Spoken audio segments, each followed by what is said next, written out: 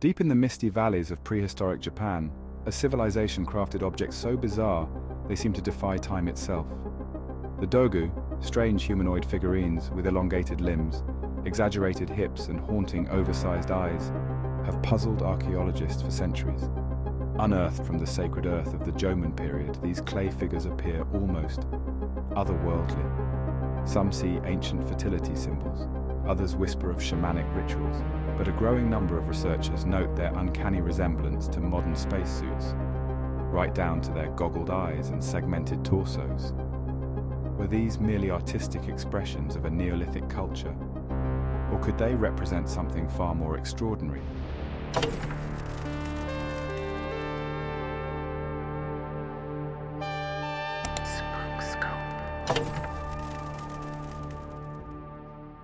The Dogū did not emerge in isolation. They were born from the hands of the Jōmon people, a Neolithic culture whose very name, cord-marked, comes from the intricate rope patterns they pressed into wet clay. For over 10,000 years, these hunter-gatherers flourished across the Japanese archipelago, leaving behind not just pottery, but the earliest known humanoid figurines in East Asia. Around 5000 BCE, as Mesopotamia was inventing the wheel, the Jōmon were developing something far more enigmatic. Their settlements, like Sanai Maruyama in northern Honshu, reveal a sophisticated society with raised floor houses, lacquerware, and ritual spaces. But it's in their clay figurines that we see their worldview made tangible. The earliest Dogū fragments appear around 3500 BCE, starting as flat, crudely shaped plaques. Over millennia, they evolved into three-dimensional figures with striking anatomical exaggerations, swollen hips, tapered limbs, and those iconic slit-pupilled eyes. Archaeologist Tatsuo Kobayashi's stratigraphic studies show this development coincided with climate shifts, suggesting the Dogū may have been responses to environmental stress. What makes the Dogū truly remarkable is their construction. Each was hand-sculpted from local clay, mixed with crushed shells or mica, then fired at surprisingly low temperatures. Microscopic analysis reveals secret ingredients. Some contain traces of blood or plant resins, possibly for ritual purposes, but the real puzzle lies in their breakage patterns. Nearly all surviving Dogū show intentional mutilation, crushed limbs, missing heads, or torso holes. Kumamoto University's 2018 CT scans proved these damages occurred pre-firing, suggesting a kill ritual akin to European Venus figurines. Were they avatars for healing magic? Vessels for trapped spirits? The clay itself holds silent. Across Japan's islands, Dogū developed distinct personalities. This diversity suggests the Dogū weren't mere toys, but localized spiritual technologies.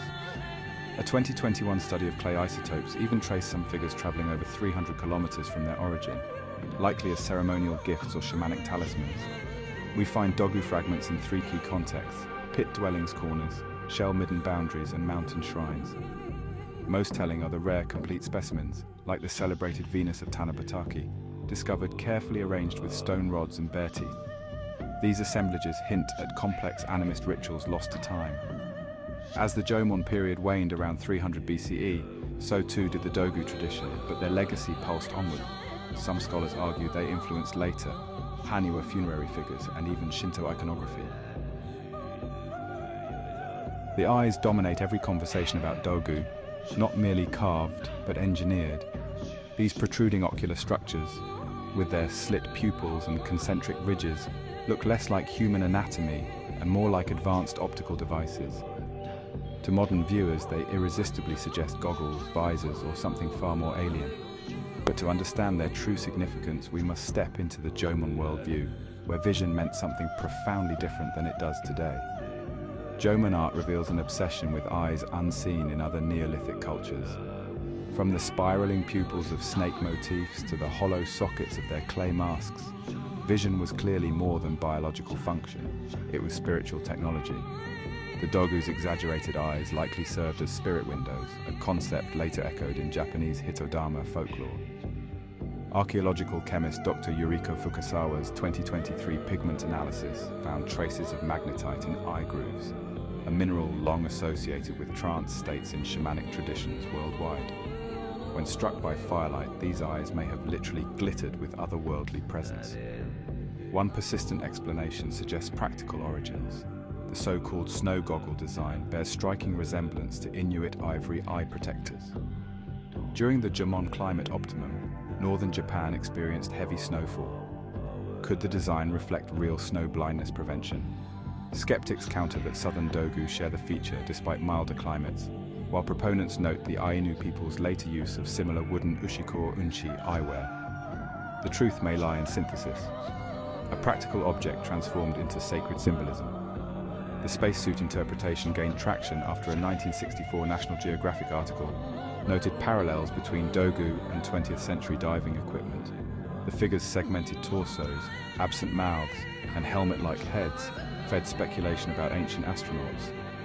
But modern archaeology offers alternative readings. The segments align precisely with Jōmon tattooing patterns seen on mummified remains, while the missing mouths may reflect ritual silence taboos. The famed heart-shaped face of Kamigaoka Dogū, once cited as proof of non-human origins, is now recognized as a stylized version of the Jōmon people's own robust facial structure, evidenced by skeletal studies from Hokkaido University.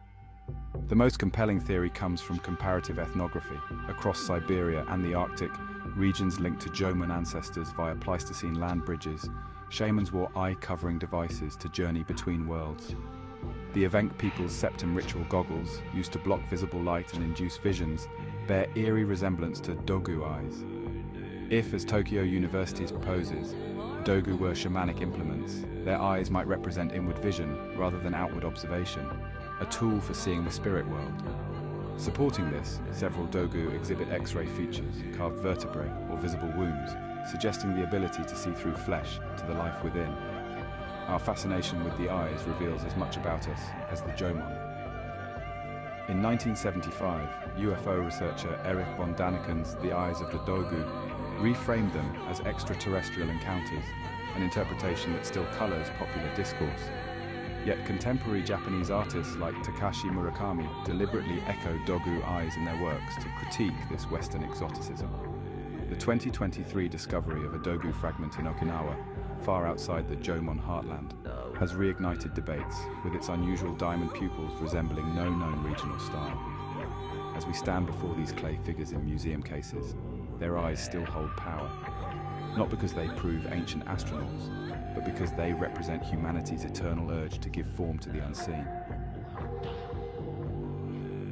Beneath the quiet soil of Jōmon sites lies a paradox: thousands of meticulously crafted Dogū fragments, deliberately shattered in antiquity.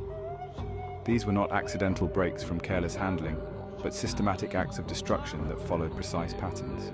The more we examine these fractured figures, the clearer it becomes. Their breaking was as ritualistically significant as their creation. Excavations reveal a consistent methodology to the destruction. Over 90% of recovered Dogū display strategic breakpoints, limbs cleanly detached at joints, heads twisted off torsos, and triangular holes punched through abdomens. A 2022 study published in Journal of Archaeological Science employed 3D modeling to demonstrate that these fractures required specific techniques. Some torsos were struck with rounded stones, while limbs were snapped using torsion pressure. Most tellingly, the breaks consistently avoid facial features, suggesting taboo or reverence toward the head region. This practice finds echoes across Neolithic cultures. The European Venus figurines of Dolní Věstonice show similar ritual breakage, while pre-Columbian Andean cultures deliberately shattered ceramic vessels during ceremonies. But the Jōmon approach stands apart in its anatomical precision.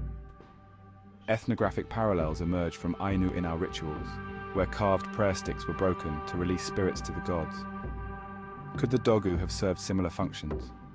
Clay bodies fractured to liberate spiritual essences. Forensic analysis of break patterns supports a compelling theory.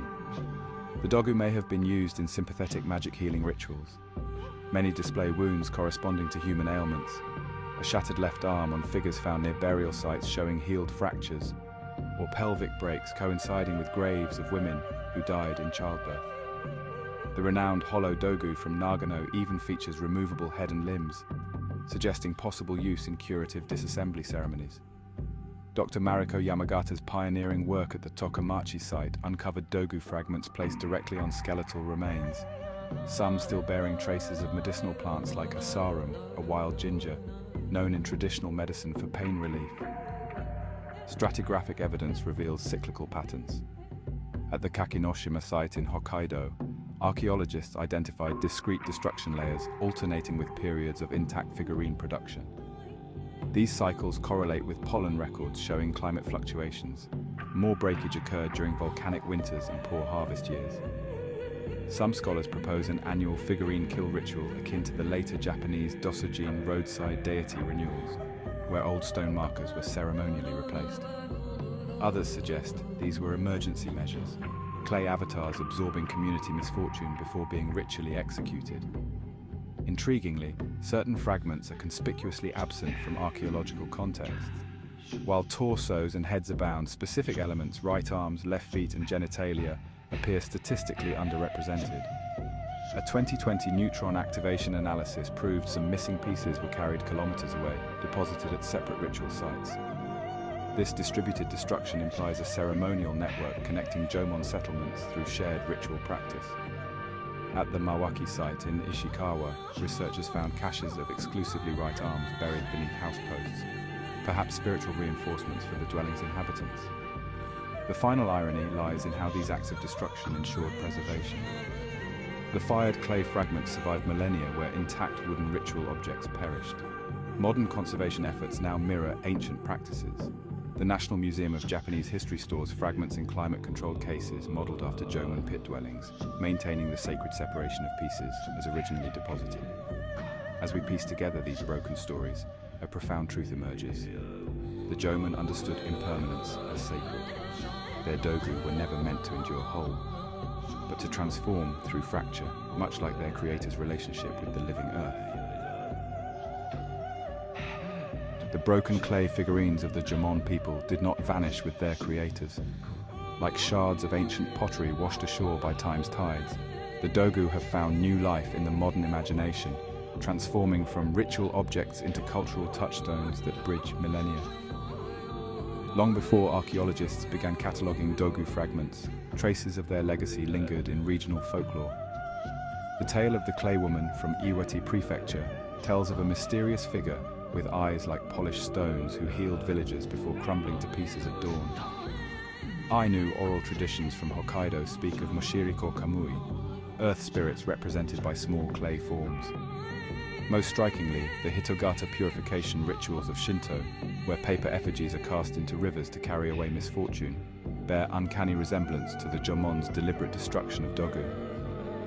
These scattered fragments of memory suggest the figurines never fully disappeared from Japan's collective consciousness. Modern rediscovery began in 1886 when American zoologist Edward S. Morse excavated the first scientifically documented Dogū at the Omori shell mounds. His sketches, published in Japanese homes and their surroundings, captured Western imagination, but misinterpreted the figures as primitive dolls. It wasn't until 1936, when ethnologist Kunio Yanagita connected Dogū to surviving folk traditions, that their spiritual significance was recognized. Post-war archaeology brought explosive discoveries. The iconic goggle-eyed Dogū emerged from a Chojagahara site excavation in 1975, perfectly preserved beneath 3 meters of volcanic ash. Each new find forced revisions of Jōmon history, revealing a sophistication that challenged previous assumptions about Neolithic cultures. The 20th century saw Dogū weaponized for nationalism. During the Pacific War, propaganda pamphlets depicted the figurines as evidence of Japan's unique spiritual continuity. A notorious 1943 textbook claimed their heart-shaped faces proved the eternal Japanese racial essence. This ideological hijacking created lasting scars. Many post-war scholars avoided Dogū research altogether, until the 1990s excavations at Sanai Maruyama sparked renewed academic interest free from nationalist baggage.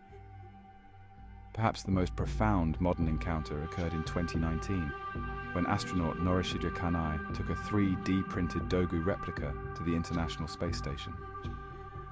As it floated in zero gravity, its spacesuit design suddenly eerily appropriate. The ancient figurine completed a journey its makers could never have imagined. In that moment, the Dogū ceased being an artifact and became what the Jōmon perhaps always intended, a bridge between worlds. The moment the first Dogū figurines entered the modern consciousness, They became a battleground between orthodox archaeology and alternative theories. Their striking resemblance to modern spacesuits, with their goggled eyes, segmented torsos, and helmet-like heads, has fueled decades of speculation about extraterrestrial contact in prehistoric Japan. But where does scientific evidence end and sensationalism begin? The theory took root in 1966, when author Kazuo Tanaka first noted similarities between Dogū and 20th century diving apparatus in his controversial book, Visitors from the Cosmos. The idea gained global traction through Erich von Daniken's 1973 bestseller, The Gold of the Gods, which declared the heart-shaped Kamegaoka Dogū clearly depicts a being in pressurized suit. Proponents point to specific features: the figure's lack of mouths, their disproportionately large eyes, and the intricate straps and fasteners sculpted across their bodies. A 2004 National Geographic documentary amplified these claims by juxtaposing Dogū with NASA spacesuits, while internet forums buzzed with comparisons to modern depictions of grey aliens. The most extreme interpretations suggest the Jōmon people witnessed, and perhaps even interacted with, extraterrestrial visitors, memorializing these encounters in clay. Mainstream archaeologists counter with contextual evidence. The goggle eyes find direct parallels in Inuit snow goggles and Ainu ritual masks, both designed for protection against harsh environments. The segmented torsos mirror the tattoo patterns found on Jōmon mummies. As for the missing mouths, Dr. Emiko Onuki-Tierney's research on Jōmon iconography reveals that mouths were often omitted from spiritual representations across East Asian Neolithic cultures, symbolizing the voicelessness of the spirit world. Radiocarbon dating further undermines the ancient astronaut narrative. The peak of Dogū production coincides with the Jōmon climate optimum, a period of ecological stability when artistic expression flourished. If these were records of extraordinary encounters, why do they appear most frequently during eras of cultural normalcy rather than crisis? A compelling middle ground emerges from comparative anthropology. Siberian and Arctic shamanic traditions, culturally linked to the Jōmon through Pleistocene migrations, used ritual garbs strikingly similar to Dogū. The Nivk people's cham ceremonies involved costumes with exaggerated eye coverings to represent spirit vision, while Evenki shamans wore segmented armor, symbolizing their skeletal transformation during trances. Tokyo University's 2017 recreation of Jōmon ritual practices demonstrated how firelight reflecting off mica-embedded Dogū eyes could create mesmerizing effects, perfect for inducing altered states. When viewed through this lens, the figurines become not space travelers, but spirit travelers, representations of shamans journeying between worlds. The persistence of ancient astronaut theories reveals more about contemporary anxieties than prehistoric realities. Post-war Japan's rapid technological advancement created cultural whiplash, making the Dogū's advanced features resonate with a society straddling tradition and futurism. The 1970s UFO boom, the 1990s Aum Shinrikyo cult's obsession with apocalyptic technology, and even modern anime's cyborg aesthetics all reflect this tension. Archaeologist Koji Mizuguchi offers a poignant perspective. The Dogū hold up a mirror to whoever examines them. Westerners see astronauts, Japanese nationalists see racial purity, and scholars see shamanic practices. Perhaps their true power lies in this very adaptability. Recent discoveries suggest a synthesis. As we prepare to examine the Dogū's final mystery, their abrupt disappearance from the archaeological record, we're left to ponder. Does their enduring fascination stem from what they represent about extraterrestrials, or what they reveal about ourselves? As the Jōmon period waned around 300 BCE, something peculiar occurred across the Japanese archipelago. The Dogū, which had been crafted for over 3 millennia, abruptly ceased production.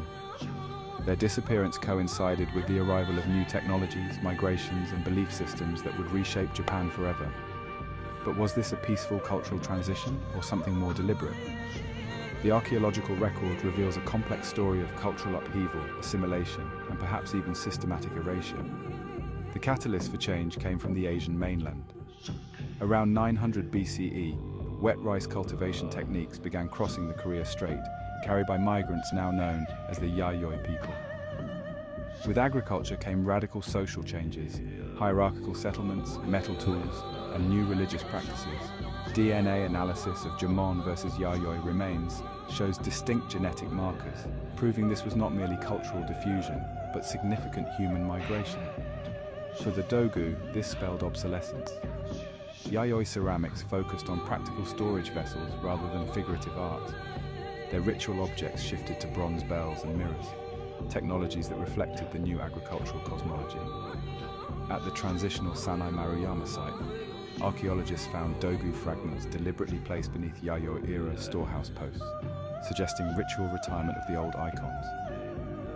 Not all evidence points to peaceful assimilation. At the Yoshinagari site in Kyushu, Jōmon-style pit dwellings appear burned alongside early Yayoi structures. Some Dogū fragments show unusual damage patterns, not the clean ritual breaks of earlier periods, but scorch marks and tool gouges. A 2018 study of carbonized grains revealed that climate deterioration in the Jōmon's final centuries led to food shortages, possibly triggering conflict between old and new populations. Most telling are the transitional Dogū from this era. Found in northern Honshu and Hokkaido, areas where Jōmon traditions persisted longest, these late-period figures exhibit hybrid features. Yayoi-style cord markings on classic goggle-eyed forms. Some even appear deliberately decommissioned with crossed-line carvings resembling later Sakaki branch rituals in Shinto. In Hokkaido, the Jōmon legacy survived through the Amishi and later Ainu cultures. While no direct Dogū equivalents exist in Ainu tradition, their ritual sticks and inao, carved offerings, share spiritual parallels. Notably, the Ainu Moshiri Kokamui, earth spirits, were believed to manifest in clay forms before dissolving back into the landscape, echoing the Jōmon's broken figurines. Recent linguistic analysis suggests the Ainu word tsu-reshi, meaning both ancestor and stone idol, may derive from the same root as Dogū. This tantalizes at an unbroken, if transformed, line of memory, stretching from Jōmon artisans to modern Ainu elders. Between 300 BCE and 700 CE, Dogū vanished from the record, only to re-emerge transformed in the Kofun period's Haniwa funerary figures. These cylindrical tomb guardians share the Dogū's spiritual function, but lack their anthropomorphic detail. Intriguingly, the earliest Haniwa from 3rd century CE Mozu Furuichi Kofun display vestigial goggle eyes and segmented bodies, hinting at cultural memory persisting through oral tradition. Modern archaeology continues to rewrite this narrative. The 2022 discovery of a late Jōmon Dogū fragment beneath a 5th century CE shrine in Nara suggests some communities secretly preserved the old ways.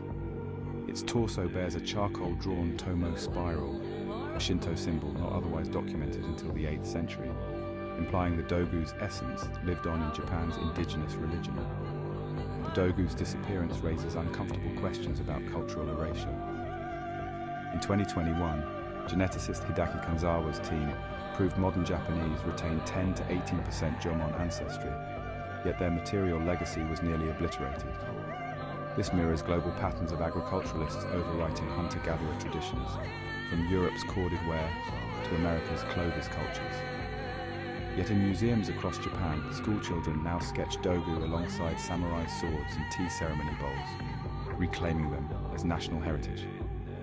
Perhaps the figure's final lesson is that no culture ever truly vanishes. It merely transforms, waiting for future generations to piece together its meaning. As we turn to the Dogū's modern scientific rediscovery in our final chapter, we must ask, are we uncovering their true history, or creating a new mythology for our own age? As we return these enigmatic clay figures to the soil of history, we're left not with answers, but with deeper questions. The Dogū defy simple categorization. They are art and ritual, technology and spiritual vessel, earthbound clay and cosmic mystery. In their exaggerated curves and haunting eyes, we see reflections of our own search for meaning across time. Perhaps their greatest lesson is this: every generation sculpts the past in its own image. The Jōmon saw spirit guides, Edo period scholars saw primitive curiosities, and modern dreamers see interstellar travelers. Yet through all these interpretations, the Dogū remain stubbornly themselves, silent witnesses to a lost world that still whispers to us through fragile clay fragments. Their story doesn't truly end with the Yayoi transition or museum displays. It continues in laboratories where scientists analyze minuscule pigment traces, in studios where artists reimagine their forms, and in the quiet moments when we gaze at their peculiar beauty and feel the hair rise on our necks. That shiver of connection across 3,000 years may be the Dogū's final gift, reminding us that the past is never really past, and that some mysteries are meant to endure.